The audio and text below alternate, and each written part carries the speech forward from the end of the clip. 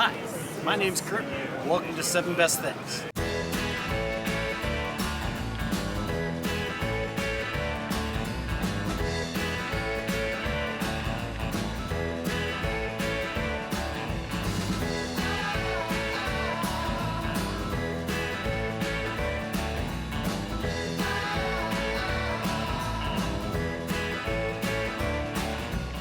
London is amazing.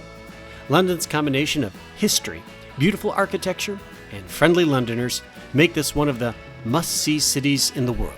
Today I want to count down with you 7 great things to do in London. Let's go. Number 7. Cross Abbey Road. Abbey Road is the most famous recording studio in the world. Artists from Pink Floyd to Oasis to Adele have all recorded at Abbey Road. But Abbey Road is most famous as the recording home of the greatest rock group of all time, the Beatles. Abbey Road is the studio where the Beatles recorded such legendary albums as Rubber Soul, Revolver, Sgt. Pepper, The White Album, and of course, Abbey Road. Outside of Abbey Road Studios is the most famous crosswalk in the world. This zebra crossing is pictured on the cover of the Abbey Road album with John, Ringo, Paul, and George making their crossing. Since that cover came out, Beatle fans can't resist the opportunity to walk in the Fab Four's footsteps. Number 6. Cruise the River Thames. One of the best ways to get a tour of London is to take a cruise on the River Thames. The River Thames runs through the heart of the City of London. It is 215 miles long. From the Thames, you can see amazing building and sights, including Big Ben and the Houses of Parliament, Cleopatra's Needle, the HMS Belfast, St. Paul's Cathedral, the Shard, the Tower of London, Tower Bridge, and the Eye of London. Speaking of the Eye, let's move on to number 5. Number 5. Ride the London Eye. The London Eye was completed for the new millennium in the year 2000. When it opened, it was the world's tallest Ferris wheel. It rises 443 feet above London. There are 32 passenger capsules, one for each of the 32 boroughs that surround London. You can climb into one of those spacious passenger capsules and let the Eye take you far above London. The Eye continually rotates at a speed of 10 inches per second, allowing people to walk easily on and off the Eye. The wheel makes a complete rotation every 26 minutes. From the top, you will have a magnificent view of London, including Big Ben and the Houses of Parliament, Westminster Abbey, and the London home of King Charles III, Buckingham Palace. Number 4. Visit Buckingham Palace. A trip to London is not complete without a visit to Buckingham Palace. The palace is home to His Majesty King Charles III, his family, and over 800 staff. The palace covers an area of 39 acres and has 775 rooms. The palace is so large, a clockmaker works full-time at the palace, maintaining over 350 clocks and watches, making sure the royal family is always on time. Buckingham Palace is also known for the Palace Guard, who make sure the royal family stays safe. One popular event that takes place at the palace is the changing of the guard each day at 11 o'clock a.m. You can tell if the king is in residence that day by the flag that is flying above the palace. If the Union Jack is flying, the king is not in residence. But if the royal standard is flying, the king is in residence at his palace that day.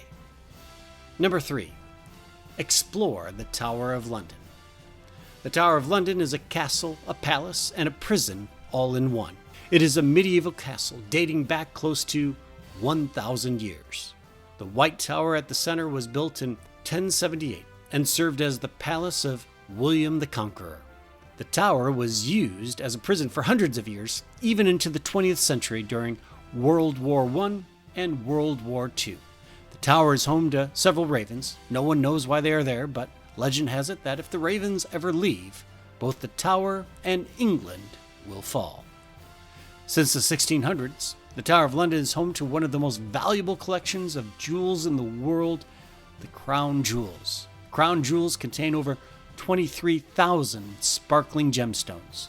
They've never been decisively valued, but estimates are that they are worth between 2 to 4 billion pounds. It is estimated that over 30 million people have visited the Tower of London to view the crown jewels, making them some of the most viewed objects in the UK. Yeoman warders, also known as beefeaters, have protected the tower and the crown jewels for decades. They live at the tower, and it is an honor to be selected for this service. Right next to the tower is perhaps the most famous bridge in the world. No, this is not London Bridge. It is Tower Bridge. Tower Bridge is very young compared to the Tower of London. It was finished in 1894, 800 years after the tower was first built. Number 2, take a walk in Westminster. Across the Thames from the London Eye is the city of Westminster. There are 3 main landmarks to see right next to Westminster Bridge. First, there is the Elizabeth Tower, which houses Big Ben, the great bell of the great clock of Westminster. That's right. The famous tower is the Elizabeth Tower. The bell is named Big Ben. Big Ben weighs 13.5 tons, and the bell tolls for you every hour. The tower and Big Ben are cultural icons and are perhaps England's most famous landmarks. The Elizabeth Tower is attached to the second landmark to see, Westminster Palace, also known as the Houses of Parliament. Here the 2 houses, the House of Commons and the House of Lords, govern the country of the United Kingdom. Construction started in 1840 on this magnificent building, and it took 30 years to complete. Across the street from Parliament is Westminster Abbey.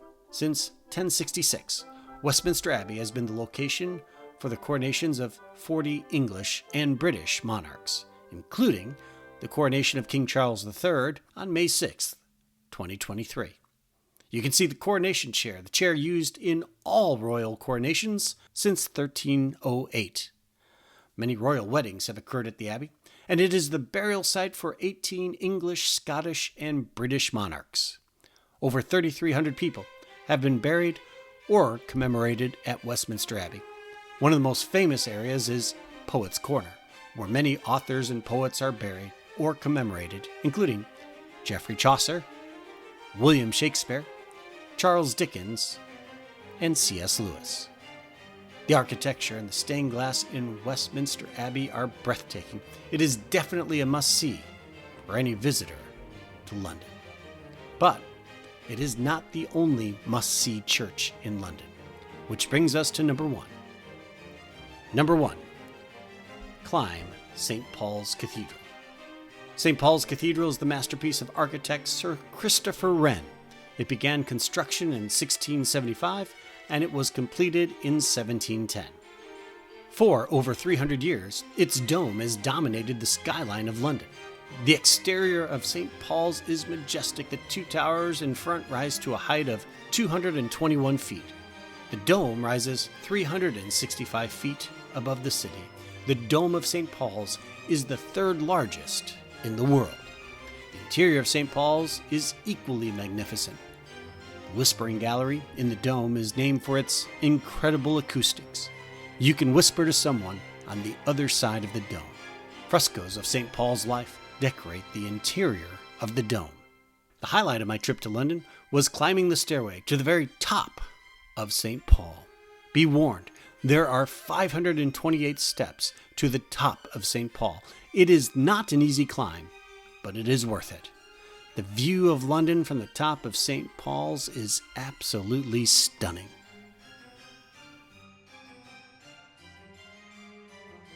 Well, that's all I've got. London is fantastic, and I hope you're able to visit this amazing city one day.